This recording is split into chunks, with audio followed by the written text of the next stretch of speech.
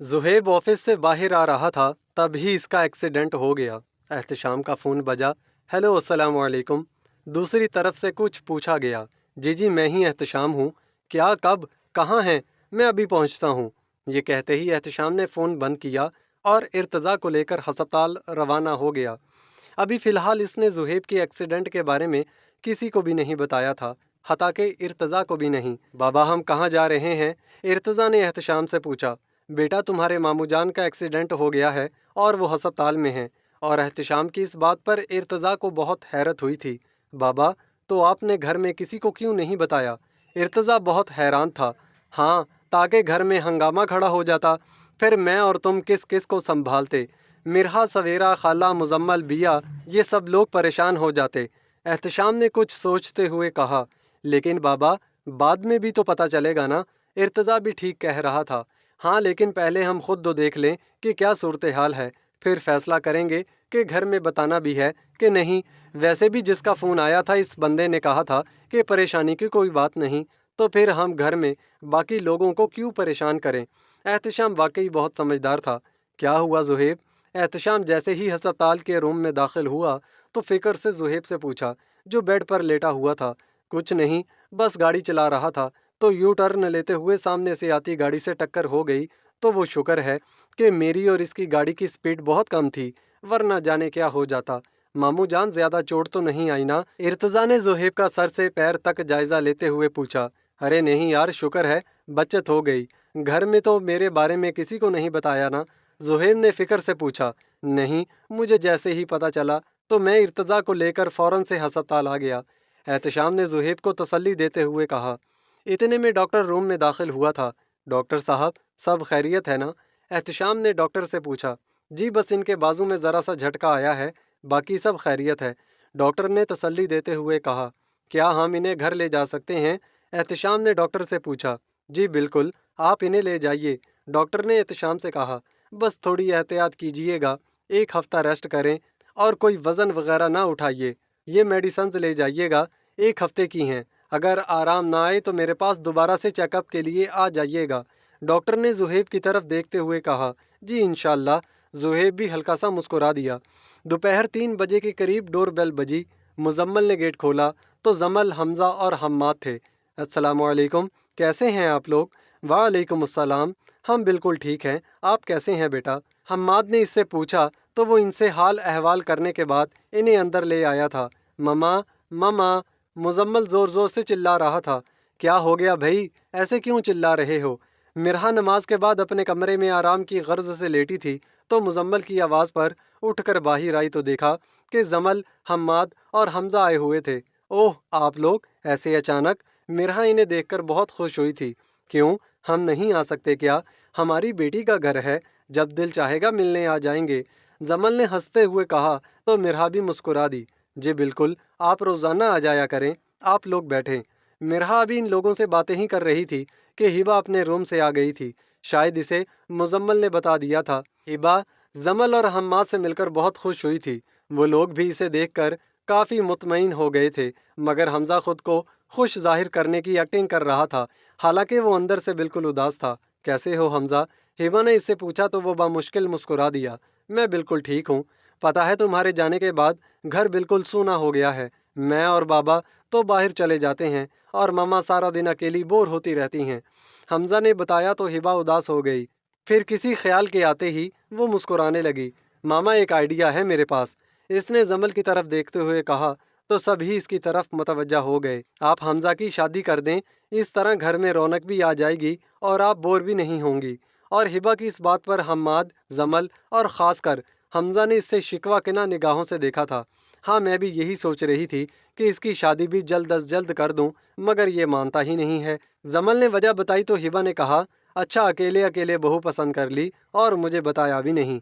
नहीं, अभी नहीं देखी है, फिलहाल सोच रही हूँ, जमल ने बताया तो हिबा फिर से बोल पड़ी। जी बिल्कुल, मेरे बगैर अगर आपने ये कारनामा सर अंजाम दिया तो फिर सोच लीजिएगा कि मैं आपसे नाराज़ हो जाऊंगी। नहीं जनाब, हमारी इतनी मजाल कहाँ कि आपकी इजाज़त के बिना कोई काम कर सकें। आपकी बार हमजा ने लुकमा दिया, जिस पर सब ही हंसने लगे। फिर वो सब बातें कर रहे थे कि मुजम्मल आया। मामा, मुजम्मल ने मिरहा को मुखातिब किया। جی بولو بیٹا۔ مرہا نے مڑ کر اسے دیکھا تو مزمل نے اشارے سے اسے باہر بلایا تو وہ چلی گئی، اور پھر باہر سے کچھ شور سنائی دیا تھا۔ تب ہی ہبا ڈرائنگ روم سے باہر گئی تو دیکھا کہ احتشام اور ارتضیٰ زہیب کو سہارے سے اندر لا رہے تھے۔ مرہا تو پہلے ہی ڈسٹرب تھی، زہیب کی یہ حالت دیکھ کر رونے لگی۔ کیا ہوا زہیب، آپ کی یہ حالت کیسی ہوئی؟ مرہا بہت زیادہ پریشان ہو گئی تھی۔ کچھ نہیں ہوا، ٹھیک ہوں، بس ہلکی سی چوٹ لگ گئی تھی۔ پریشان کیوں ہو رہی ہو؟ زہیب جانتا تھا کہ مرہا ہر بات پر بہت زیادہ ٹینشن لے لیتی ہے، تبھی اسے تسلی دینے لگا۔ وہ لوگ اندر آئے تو حماد، حمزہ اور زمل بھی زہیب کی یہ حالت دیکھ کر پریشان ہو گئے تھے، لیکن پھر احتشام نے ساری تفصیل بتائی تو سب ہی مطمئن ہو گئے تھے سوائے مرہا اور زہیب کی امی کے، اور مرہا تو اس سب کا ذمہ دار خود کو سمجھ رہی تھی۔ احتشام، ہم چلتے ہیں، ہمیں آئے ہوئے کافی دیر ہو گئی ہے۔ زمل نے اٹھتے ہوئے کہا تو مرہا بھی اپنی جگہ سے اٹھ گئی۔ نہیں مرہا، تم بیٹھو۔ زمل نے اسے اٹھتے دیکھا تو منع کر دیا۔ ماما آپ بیٹھ جائیں، میں انہیں سی آف کراتی ہوں۔ ہبا یہ کہتے ہوئے ان کے ساتھ باہر آ گئی تھی۔ احتشام بھی انہیں باہر تک چھوڑنے آیا تھا۔ ہبا گیٹ پر زمل اور حمزہ سے باتیں کر رہی تھی کہ ارحم صاحب آ گئے، اور ہبا کو حمزہ سے بات کرتے دیکھ کر ارحم کے تن بدن میں آگ لگ گئی تھی۔ باہر تو حمزہ سے بہت اچھی طرح ملا، مگر دل چاہ رہا تھا کہ ایک دو حمزہ کو لگا دیتا، مگر مجبوری تھی، اس لیے کچھ بھی نہیں کہہ سکا۔ وہ لوگ چلے گئے تو ارحم اندر آ گیا تھا۔ پھر زہیب کا پتہ چلا تو وہ بھی زہیب سے حال احوال کرنے لگا۔ ہبا ارحم سے سلام دعا کے بعد اس کے سامنے ہی نہیں آئی۔ کہاں چلی گئی؟ جس کی خاطر آیا ہوں وہ تو سیدھے منہ بات ہی نہیں کر رہی۔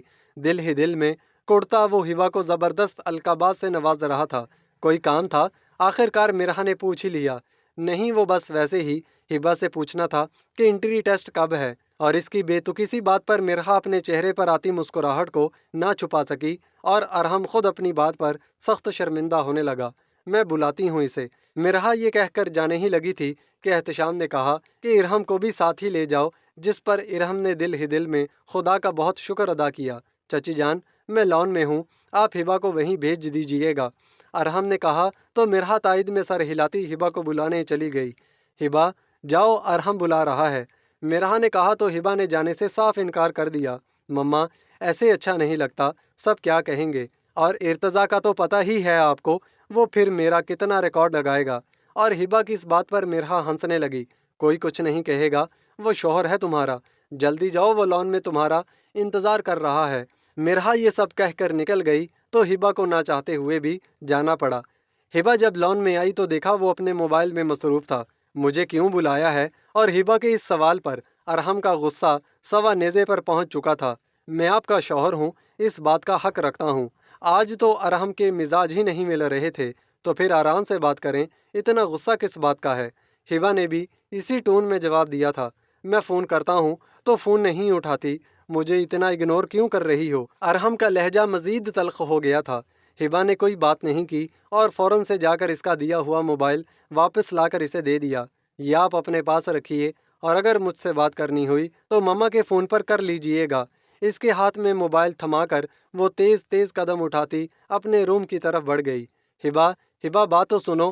ارحم کا سارا غصہ ہوا ہو چکا تھا۔ اتنے میں مزمل آ گیا۔ کیا ہوا ارحم بھائی، خیریت؟ مزمل کے پوچھنے پر ارحم نے اسے موبائل دیتے ہوئے کہا کہ یہ اپنی ہبا آپی کو دے دینا، میں ذرا جلدی میں ہوں، پھر کبھی آؤں گا۔ یہ سب بول کر ارحم تیزی سے ان کے گھر سے نکل گیا تھا، اور مزمل ہونک سا ارحم کو دیکھتا ہی رہ گیا۔ خیر، دے دیتا ہوں، وہ کندھے اچکاتا ہبا کے روم کی طرف بڑھ گیا۔ آپی دروازہ کھولیں۔ ہبا دروازہ کیسے کھولتی، وہ رونے میں مصروف تھی۔ مزمل کے اتنا کہنے پر بھی جب ہبا نے دروازہ نہیں کھولا تو مزمل نے جا کر مرہا کو موبائل دے دیا۔ مرہا آئی تو دروازہ نوک کرنے سے پہلے ہی ہبا نے دروازہ کھول دیا۔ کیا ہوا ہے ہبا؟ مرہا نے پوچھا تو ہبا نظریں جھکا گئی۔ کچھ نہیں مما، مجھے کیا ہونا ہے؟ ہبا نے آئینے میں اپنا جائزہ لیتے ہوئے کہا۔ یہ موبائل ارحم دے کر گیا ہے، تم دونوں کے درمیان جو بھی مسئلہ ہے اسے جلد از جلد حل کرو اور اس سے بات کر لینا۔ یہ سب بول کر مرہا باہر چلی گئی تھی، اور ہبا اپنی ماں کی بات سن کر گہری سانس لے کر رہ گئی۔ موبائل کو اٹھا کر ایک نظر دیکھا اور پھر بیڈ پر اچھالتے وہ روم سے باہر چلی گئی تھی۔ زہیب ہبا کو دیکھ کر اٹھنے لگا تو اس نے اٹھنے سے منع کر دیا۔ پاپا اب آپ کی طبیعت کیسی ہے؟ ہبا نے پوچھا تو زہیب کی مسکراہٹ کافی گہری ہو گئی تھی۔ میرے لیے سب اتنے فکر مند ہیں، حالانکہ مجھے کچھ بھی نہیں ہوا، اور ہو بھی کیسے سکتا ہے؟ کہ آپ سب لوگوں کی دعائیں جو میرے ساتھ ہیں۔ ہبا کافی دیر زہیب اور احتشام سے باتیں کرتی رہی، پھر اٹھ کر اپنے کمرے میں آ گئی۔ ہبا نے موبائل ہی چیک نہیں کیا تھا، اب جو دیکھا تو تقریباً 50 مسڈ کال آئی ہوئی تھیں اور کتنے ہی میسیجز تھے۔ میں بھی شاید اوور ریئیکٹ کر گئی، مگر ارحم بھی تو مجھ سے آرام سے بات کر سکتے تھے نا، اتنا غصہ کرنے کی کیا ضرورت تھی۔ ہبا کو اپنی غلطی کا احساس ہونے لگا تھا، تب ہی فون بجا۔ ارحم کا نمبر موبائل کی سکرین پر جگمگا رہا تھا۔ السلام علیکم۔ ہبا نے فون ریسیو کیا تو ارحم نے دل ہی دل میں خدا کا شکر ادا کیا۔ وعلیکم السلام، کیسی ہیں آپ؟ ارحم نے پوچھا تو ہبا کو بھی اطمینان ہوا کہ ارحم اس سے ناراض نہیں تھا۔ میں ٹھیک ہوں، ہبا نے کہا۔ اتنے نخرے کیوں دکھاتی ہو؟ آپ کو کتنی کالز کیں مگر آپ نے کوئی جواب نہیں دیا۔ مصروف تھی تو بتا دیتی کہ بات نہیں کر سکتی۔ ارحم پھر سے شروع ہو گیا تھا۔ ہبا نے ارحم کو ساری تفصیل بتائی تو ارحم کچھ مطمئن ہوا۔ دراصل عادت بھی نہیں ہے نا، تو اس لیے موبائل ساتھ نہیں رکھتی۔ ہبا نے وجہ بتائی تھی تو عادت ڈال لو۔ ایک عدد شوہر آپ کی کال کا منتظر رہتا ہے، اور ارحم کی اس بات پر ہبا مسکرا دی۔ ہبا پلیز آپ حمزہ سے بات مت کیا کرو، وہ مجھے بالکل پسند نہیں۔ اور ارحم کی بات سننے کے بعد ہبا کو ارحم کے غصے کی اصل وجہ سمجھ آئی تھی۔ مطلب کیا ہے آپ کا؟ ہبا تپ گئی تھی۔ بس مجھ سے برداشت نہیں ہوتا کہ وہ آپ کو دیکھے بھی، اور آپ بھی تو کیسے اس سے ہنس ہنس کر باتیں کر رہی تھیں۔ ارحم کی اس بات پر ہبا کا خون کھولنے لگا۔ ارحم، شرم آنی چاہیے آپ کو، کیسی اوچھی بات کی آپ نے۔ اور اگر آپ کو یہ لگتا ہے نا کہ میں اس میں انٹرسٹڈ ہوں تو آپ کی اطلاع کے لیے عرض ہے کہ آپ سے بہت پہلے میرے سامنے حمزہ کا آپشن موجود تھا، مگر میں نے آپ کو چنا کیونکہ حمزہ کے حوالے سے میرے ذہن میں کبھی ایسی کوئی بات ہی نہیں تھی۔ اور ہاں، ایک اور بات کہ جب ماما نے مجھ سے آپ کے رشتے کے بارے میں بات کی تو انہوں نے مجھ سے میری مرضی پوچھی تھی، انہوں نے مجھ پر کوئی زبردستی نہیں کی۔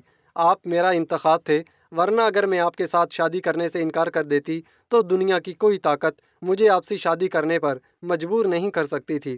اگر شادی کرنے کا اتنا شوق ہے تو اپنے ذہن کو صاف رکھیے، ورنہ شادی کی کوئی ضرورت نہیں۔ یہ سب کہتے ہوئے اس نے کال ڈسکنیکٹ کر دی تھی۔ نہ نہیں ہبا، قسم سے۔ ارحم اپنی صفائی میں کچھ بولتا اس سے پہلے ہی ہبا نے کال ڈسکنیکٹ کر دی۔ لعنت ہو تجھ پر ارحم، یہ کیا کر دیا؟ ارحم دل ہی دل میں خود کو لعنت و ملامت کرنے لگا۔ وہ لان میں کھڑا ہبا سے فون پر بات کر رہا تھا، اور جب ہبا نے فون بند کر دیا تو ارحم نے زور سے کرسی کو لات مار کر گرا دیا تھا۔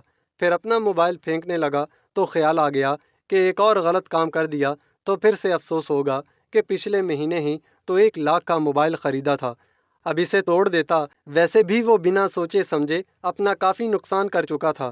فریال ڈرائنگ روم کی کھڑکی سے ارحم کی ساری کارروائی دیکھ چکی تھی۔ اسے غصے میں دیکھا تو لان میں آ گئی۔ میرے بیٹے کو کس چیز پر اتنا غصہ آ گیا ہے؟ فریال کے اس سوال پر ارحم سر جھکا گیا۔ ہبا سے لڑائی ہوئی ہے کیا؟ اور فریال کی اس بات پر ارحم نے اسے حیرت سے دیکھا تھا۔ جی ماما، مگر آپ کو کیسے پتہ چلا؟ میں ڈرائنگ روم میں آئی تھی تو تمہیں غصے سے بات کرتے ہوئے دیکھا تو مجھے لگا کہ شاید ہبا پر ہی غصہ ہو، فریال نے کہا تو ارحم نے منہ دوسری طرف پھیر لیا۔ ماما، وہ فون ہی ریسیو نہیں کرتی، پھر نخرے دکھاتی ہے۔ ارحم اصل بات چھپا گیا تھا۔ ابھی تمہارا اور اس کا رشتہ نیا نیا ہے، پھر اسے موبائل کی عادت بھی نہیں تھی۔ آہستہ آہستہ وہ تمہاری اور موبائل کی عادی ہو جائے گی، اور جب اسے تمہاری عادت ہو جائے گی تو تمہارے بغیر ایک پل بھی نہیں رہے گی۔ اسے اور اپنے رشتے کو کچھ وقت دو، سب ٹھیک ہو جائے گا۔ وہ بھی بہت چھوٹی ہے، لاابالی طبیعت ہے اس کی، شادی ہو جائے گی تو سب سمجھ آ جائے گی اسے۔ تم بھی کچھ صبر سے کام لو۔ یہ سب بول کر وہ جانے لگی تو ارحم نے فریال کو زہیب کے بارے میں بتایا۔ اوہ اچھا، چلو اللہ نے خیر کی، ہم شادی میں چلیں گے۔ فریال نے کچھ سوچتے ہوئے کہا تو ارحم نے جانے سے انکار کر دیا۔ ماما، میں نہیں جاؤں گا، اتنا غصہ صحت کے لیے اچھا نہیں ہوتا۔ فریال نے ارحم سے کہا تو وہ نہ چاہتے ہوئے بھی مسکرا دیا۔ سب اپنے کمروں میں چلے گئے تو مرحا زہیب کے پاس آ کر بیٹھ گئی۔ کیسی طبیعت ہے اب آپ کی؟ مرحا نے زہیب کے پاس بیٹھتے ہوئے پوچھا۔ میں تو ٹھیک ہوں، مگر تم مجھے ٹھیک نہیں لگ رہی۔ زہیب نے مرحا کو جانچتی نظروں سے دیکھتے ہوئے کہا تو مرحا رونے لگی۔ زہیب، آپ مجھے معاف کر دیں، میں آپ کی حق تلفی کرتی رہی۔ نہیں ماہی، ایسا مت کہو، تم نے ہمیشہ میرا بہت خیال رکھا ہے۔ زہیب جانتا تھا کہ مرحا کیا کہنا چاہتی تھی، اسی لیے اسے تسلی دینے لگا۔ ہبا کی وجہ سے میں آپ کے بارے میں غلط سوچتی رہی کہ شاید آپ اسے ڈھونڈنا ہی نہیں چاہتے تھے۔ مرحا کے آنسو ہی نہیں رک رہے تھے۔ اوہ اچھا، तो 2 दिन से इसी वजह से उदास हो। ज़ुहैब ने मिरहा का हाथ पकड़े हुए पूछा, और ये इंकशाफ आप पर कब हुआ कि मैंने इसे ढूंढने की कोशिश की थी? एहतशाम ने बताया। ज़ुहैब सवालिया नज़रों से मिरहा की तरफ देखने लगा। मिरहा ने तायद में सर हिलाया था। पता है माही, मुझे तुम्हारी यही आदत बहुत पसंद है कि तुमने मुझसे कभी कोई झूठ नहीं बोला। और हाँ, अगर तुम इसी वजह से मेरे बारे में कुछ उल्टा सीधा सोचती रही तो कोई बात नहीं। मैं समझ सकता हूँ कि औलाद की तड़प क्या होती है। बेशक कुरान पाक में खुले अल्फाज में बयान किया गया है कि माल और औलाद फितना है, यानी माल और औलाद की वजह से इंसान किसी के साथ कुछ भी कर सकता है। मगर तुमने तो ऐसा कुछ नहीं किया, हमेशा मेरी हर बात मानी है, मेरे बच्चों की अच्छी तरबियत की, मेरी माँ का ख्याल रखा। माही, मैं तुम्हारी सिर्फ अदना सी गलती की वजह से तुम्हारे इन सब एहसानात को फरामोश नहीं कर सकता जो तुम मुझ पर करती रही हो। बेशक तुम एक अच्छी बीवी हो, मैं तुमसे राज़ी हूँ, और मैं दुआ करता हूँ कि मेरा रब भी तुमसे राज़ी हो। आमीन सुम्मा आमीन। मिरहा रोते हुए भी मुस्कुराने लगी थी। रात के तकरीबन 9 बजे फरियाल, फैसल और अरहम ज़ुहैब की तबीयत पूछने आए थे। हिबा को जैसे ही पता चला तो वो सोती बन गई। मिरहा इसे बुलाने इसके कमरे में आई तो इसने तबीयत की खराबी का बहाना बनाकर मिलने से इनकार कर दिया। मिरहा के लाख कहने पर भी हिबा टस से मस न हुई तो मिरहा भी वापस चली गई। वो आज दरअसल जल्दी सो गई है, सर में दर्द था ना, इसीलिए। मिरहा ने शर्मिंदा होते हुए कहा। कोई बात नहीं, अब तो आना जाना लगा रहेगा ना, फरियाल ने बामुश्किल मुस्कुराते हुए कहा, क्योंकि वो अरहम और हिबा की आपस की नाराज़गी के बारे में जानती थी। मगर अब फरियाल को लगा कि लड़ाई शायद ज़्यादा शिद्दत इख्तियार कर चुकी थी, तभी हिबा इन लोगों से मिलने भी नहीं आई थी। मिरहा, ज़रा बाहर आना, मुझे तुमसे बात करनी है। ये कहते हुए फरियाल उठ गई और मिरहा के साथ बाहर लॉन में आ गई थी। जी कहें फरियाल भाभी। मिरहा ने सवालिया नज़रों से फरियाल को देखा। हिबा और अरहम की आपस में क्या बात हुई थी, और फरियाल की इस बात पर मिरहा फरियाल को हैरत से देखने लगी। आज दोपहर में अरहम फ़ोन पर बात करते हुए बहुत गुस्से में था, मगर शायद इसने मुझे सही बात नहीं बताई। फरियाल भी तो फरियाल थी, अपने बेटे की रग रग से वाकिफ़ थी। आप इरहम को बुलाएं, मैं हिबा को बुलाती हूँ, दोनों की सामने बात हो जाए तो अच्छा है। मिरहा और फरियाल इसी के कमरे में आ गई थीं, जबकि अरहम बाहर ही खड़ा था। हिबा ने आंखों पर बाजू रखा था, इसलिए इसे पता ही नहीं चला कि मिरहा के साथ कोई और भी रूम में दाखिल हुआ था। हिबा उठो, अरहम आया है।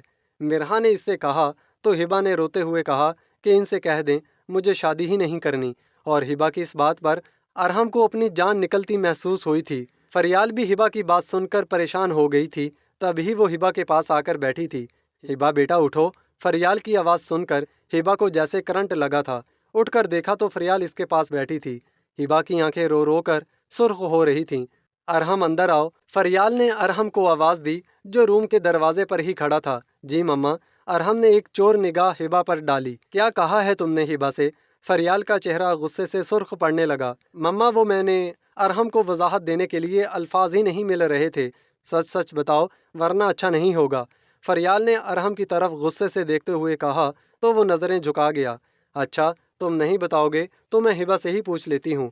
ये कहते हुए फरियाल ने हिबा की तरफ देखा तो हिबा की नज़र जब अरहम पर पड़ी तो अरहम उलझाई नज़रों से हिबा की तरफ देखने लगा। इतना ऊंचा लंबा शख्स छटांग भर लड़की की मिन्नतें कर रहा था। शायद हिबा को भी इसकी हालत पर तरस आ गया था, तभी अरहम के खिलाफ कुछ न कहा। नहीं ताईजान, वो बस वैसे ही मुझे अरहम पर गुस्सा आ गया था। फरियाल और मिरहा को हिबा की बात पर यकीन कैसे आता, क्योंकि वो अरहम को इशारा करते हुए देख चुकी थी। ठीक है, जैसे तुम्हारी मर्जी, मगर अब तुम दोनों अपने आपस के मामलात खुद हल करना। ये कहते हुए फरियाल रूम से निकल गई और मिरहा भी रूम से बाहर चली गई। अलबत्ता अरहम अभी तक वहीं खड़ा था। आप यहाँ क्या कर रहे हैं? हिबा ने कहा तो अरहम हाँ में सर हिलाता वहाँ से निकल गया। हिबा दरवाज़ा बंद करने के बाद उठी तो जैसे ही दरवाजे पर पहुंची तो अरहम पलट कर वापस आया। थैंक यू हिबा जान। और अरहम की इस बात पर हिबा ने इसे आंखें दिखाईं तो वो डरने की एक्टिंग करता वहाँ से चला गया। अरहम और हिबा की जब लड़ाई हुई तो तभी से अरहम मैसेज कर करके हिबा से माफ़ियाँ मांग रहा था, क्योंकि हिबा ने मोबाइल ऑफ कर दिया था। फिर कुछ देर बाद जब इसने मोबाइल ऑन किया तो कोई 50-60 मैसेजेस तो अरहम ने इसे कर ही दिए थे। मैं आपसे बहुत मोहब्बत करता हूँ हिबा, आइंदा ऐसा नहीं होगा, प्लीज़ मुझे माफ़ कर दो। और पता नहीं क्या कुछ इसने मैसेजेस में लिख दिया था। हिबा ने अरहम के मैसेजेस का कोई जवाब नहीं दिया اور موبائل دوبارہ سے آف کر کے رکھ دیا تھا۔ اور جب مرحا نے آ کر بتایا کہ ارحم اور اس کی فیملی آئی ہے تو ہبا نے بھی سوچ لیا تھا کہ کس طرح ارحم سے بدلہ لے۔ اسی وجہ سے وہ ان لوگوں کے سامنے ہی نہیں گئی، اور جب ارحم اس کی طرف التجائی نظروں سے دیکھ رہا تھا تو ہبا کو دل ہی دل میں بہت خوشی محسوس ہوئی تھی، مگر ایک تو وہ ابھی ارحم کے سامنے کسی قسم کی نرمی نہیں برتنا چاہتی تھی، اور دوسرا یہ کہ ارحم نے اس کے کردار پر انگلی اٹھائی تھی جس کا اسے بہت دکھ ہوا تھا، اور اسی وجہ سے وہ بھی ارحم کو دل سے معاف نہیں کر پائی تھی، مگر وہ سب کے سامنے تماشا نہیں بنانا چاہتی تھی۔ تب ہی ارحم کی بات کو چھپا گئی۔ ارحم سمجھ رہا تھا کہ ہبا نے اسے معاف کر دیا، مگر وہ نہیں جانتا تھا کہ اس کی اس غلطی کی اسے کتنی بڑی سزا ملنے والی تھی۔ اگلی صبح مرحا خالہ کے پاس آئی تھی۔ خالہ، وہ خرم بھائی آئے ہیں۔ خالہ حیران سی مرحا کو دیکھنے لگی۔ اچھا، میرا بیٹا آیا ہے، بلاؤ نہ اسے۔ خالہ بھی خوشی سے اٹھ کر کھڑی ہو گئی۔ خرم مرحا کے ماموں کا اکلوتا بیٹا تھا۔ جب وہ تقریباً 12 سال کا تھا تو اس کے ماں باپ ایک حادثے میں انتقال کر گئے تھے، تو اس کی پرورش کی ذمہ داری مرحا کی خالہ نے لے لی تھی۔ نہ صرف زہیب کی امی نے اسے اپنا بیٹا سمجھا، بلکہ سویرا اور زہیب بھی خرم کو اپنا بھائی سمجھتے تھے، لیکن جب انہوں نے خرم کی شادی کی اور اس کا بیٹا پیدا ہوا اور احتشام کی بیٹی اسوا پیدا ہوئی تو کہا کرتا تھا کہ اسوا میری بہو بنے گی، مگر شادی کے 3 سال بعد ہی اس کی بیوی اپنے کسی کزن کے توسط سے اسے کینیڈا لے گئی، اور پھر وہیں خرم کو جاب بھی مل گئی۔ شروع میں تو خرم فون کر کے حال احوال کر لیا کرتا تھا، مگر جیسے ہی احتشام کے جیل جانے اور اشر کی ڈیتھ کی خبر ملی تو خرم نے تعلق ہی ختم کر لیا تھا اور مڑ کر کبھی خبر نہیں لی تھی۔ اور اب جب کہ وہاں اس کی جاب بھی ختم ہو گئی تو اتنے سالوں کے بعد وہ واپس پاکستان لوٹ آیا تھا۔ گھر کے باقی سب لوگ تو خوش تھے، مگر احتشام نے جب خرم کو دیکھا تو اس کا حلق تک کڑوا ہو گیا تھا، لیکن پھر بھی دنیا داری نبھانے کی خاطر اس سے مل لیا۔ خرم اور اس کے بیوی بچے بھی اس کے ساتھ آئے تھے۔ خالہ، ہم کچھ دن یہیں رہیں گے، پھر کوئی گھر دیکھ کر میں اپنی رہائش کا انتظام کر لوں گا، خرم نے کہا، تو خالہ نے بھی اسے اپنے گھر میں رکھنے سے انکار نہیں کیا تھا۔ باتوں باتوں میں اس نے اپنے سارے ارادے ظاہر کر دیے تھے۔ خالہ، میں چاہتا ہوں کہ اسوا کا رشتہ اپنے بیٹے افنان سے کر دوں۔ بیٹا، تم اس کے ماں باپ سے پوچھ لو، اگر وہ رضامند ہیں تو مجھے بھلا کیا اعتراض ہو سکتا ہے، انہوں نے احتشام اور سویرا کی طرف دیکھتے ہوئے کہا۔ تو احتشام تو پہلے ہی تپا ہوا تھا، فوراً سے اٹھ کر کھڑا ہو گیا۔ خالہ، ان سے کہہ دیں کہ یہ جتنے دن یہاں رہنا چاہتے ہیں رہیں، مگر میری بیٹی پر نظر رکھنے کی بالکل بھی ضرورت نہیں ہے، اور ویسے بھی میں ان لوگوں کو اپنی بیٹی نہیں دے سکتا جو صرف مطلب کے پجاری ہوں۔ یہ سب کہتا وہ تن فن کرتا وہاں سے چلا گیا تھا۔ ان لوگوں نے وہ دن تو ان کے گھر گزار لیا، مگر اگلے ہی دن وہ سب ان کے گھر سے چلے گئے تھے۔ بیٹا، تم انہیں معاف کر دیتے، خالہ نے احتشام سے کہا، تو اس نے بمشکل خود پر ضبط کر لیا تھا۔ خالہ، آپ معاف کر سکتی ہیں، مگر میں نہیں، اور ویسے بھی انہوں نے میرے ساتھ ایسا کچھ نہیں کیا کہ میں انہیں معاف کروں، لیکن میں اپنی معصوم بچی کا رشتہ انہیں نہیں دے سکتا۔ احتشام بہت غصے میں تھا۔ اچھا چلو چھوڑو اس بات کو، اللہ تمہاری اسوا کا نصیب اچھا کرے، لیکن اس کی بھی شادی کی عمر ہو رہی ہے، کوئی اچھا سا رشتہ دیکھ کر اس کی شادی کر دو، خالہ نے کہا۔ تو احتشام نے تائید میں سر ہلایا۔ جی خالہ، اسوا کے 1-2 رشتے آئے ہوئے ہیں، جیسے ہی اسوا کا رشتہ طے ہو جائے گا میں ارتضیٰ کی شادی بھی ساتھ ہی کر دوں گا، احتشام نے کچھ سوچتے ہوئے کہا۔ ہبا، مرحا ہبا کے کمرے میں آئی تو اسے مخاطب کیا تھا۔ جی ماما۔ ہبا نے مرحا کی طرف دیکھا۔ زمل کا فون آیا تھا، وہ کہہ رہی تھی کہ وہ تمہیں بازار لے جانا چاہتی ہے، تمہیں کچھ شاپنگ کروانی ہے اس نے، مرحا نے کہا، تو ہبا نے کوئی جواب نہیں دیا۔ ہبا، تم نے سنا نہیں میں کیا کہہ رہی ہوں؟ وہ تھوڑی دیر میں آتی ہوگی، تیار ہو جاؤ۔ مرحا نے اسے منہ پھیلائے دیکھا تو حیرت سے پوچھا، ماما مجھے نہیں جانا۔ ہبا نے جانے سے صاف انکار کر دیا۔ نہ جانے کی وجہ جان سکتی ہوں؟ حمزہ بھی ہوگا ان کے ساتھ؟ ہبا نے کچھ سوچتے ہوئے پوچھا۔ ہاں ظاہر سی بات ہے، مگر تمہیں حمزہ سے کیا مسئلہ ہے؟ ماما، وہ ارحم کو حمزہ پسند نہیں ہیں، انہوں نے مجھے سختی سے منع کیا ہے کہ میں اس کے سامنے بھی نہ جاؤں۔ اور ہبا کی اس بات پر مرحا نے حیرانی سے ہبا کی طرف دیکھا۔ کیوں منع کیا ہے؟ مرحا کو ہبا کی بات پر یقین ہی نہیں آ رہا تھا۔ پتہ نہیں ماما، شاید اس لیے کہ میرے سر پر میرے سگے ماں باپ کا سایہ نہیں ہے۔ یہ سب کہتے ہوئے ہبا کی آنکھیں نم ہو گئی تھیں۔ تم ایسا کیوں سوچتی ہو میری جان؟ میں ہوں نا تمہارے ساتھ۔ مرحا کو آج اشر کی کمی شدت سے محسوس ہوئی تھی، اپنے لیے نہیں بلکہ اپنی بیٹی کے لیے۔ ماما، آپ بھی تو رشتوں میں گھری ہوئی ہیں، پاپا، بیا، مزمل، آپ بھلا میرے لیے کیا کر سکتی ہیں؟ کوئی بھی میرے لیے کچھ نہیں کر سکتا، بس آپ مما کو انکار کر دیں کہ میں ان کے ساتھ نہیں جا سکتی۔ ہبا نے کہا تو مرحا نے تائید میں سر ہلایا تھا۔ ہیلو زمل، وہ ہبا پہلے ہی بازاروں کے چکر لگا لگا کر تھک گئی ہے، اب وہ نہیں جانا چاہتی۔ آپ لوگ ایسا کریں کہ اس کے لیے جو کچھ خریدنا ہے وہ خود ہی خرید لیں۔ مرحا کو یہ سب کہتے بہت شرمندگی محسوس ہو رہی تھی۔ جی اچھا ٹھیک ہے۔ زمل مرحا کی بات سن کر اتنی شاکڈ ہو گئی کہ اسے مزید کچھ بولا ہی نہیں گیا اور اس نے کال ڈسکنیکٹ کر دی۔ کیا ہوا زمل، کس کا فون تھا؟ حماد نے گاڑی کی چابیاں اٹھاتے ہوئے پوچھا۔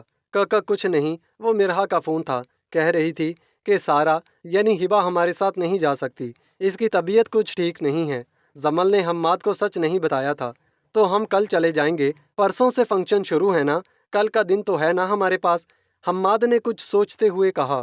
نہیں حماد، ہم آج ہی چلے جاتے ہیں، ویسے بھی مجھے اس کی پسند کا پتہ ہے، وہ ویسے بھی تھک گئی ہے روز روز بازار جا کر۔ زمل کی بات سنتے ہوئے حماد نے اس کے چہرے کے تاثرات کو سمجھنے کی کوشش کی تھی، جو مسکرانے کی کوشش کر رہی تھی، مگر حماد کو زمل کے چہرے پر صرف کرب کے اثرات نظر آ رہے تھے۔ زمل تم ٹھیک ہو؟ حماد نے جیسے ہی زمل کو بازوؤں سے پکڑا، اس نے رونا شروع کر دیا۔ پیارے سامعین محترم، اگر آج کی ویڈیو آپ کو اچھی لگی تو ویڈیو کو لائک کریں اور ساتھ ہی ساتھ ہمارے چینل کو بھی ضرور سبسکرائب کریں تاکہ ہم مزید اس طرح کے اچھے ناولز آپ کے سامنے پیش کرتے رہیں۔ اور ہاں، بیل آئیکن کو دبانا مت بھولیے گا تاکہ ہماری ہر نئی آنے والی ویڈیو کا نوٹیفیکیشن آپ کو ملتا رہے۔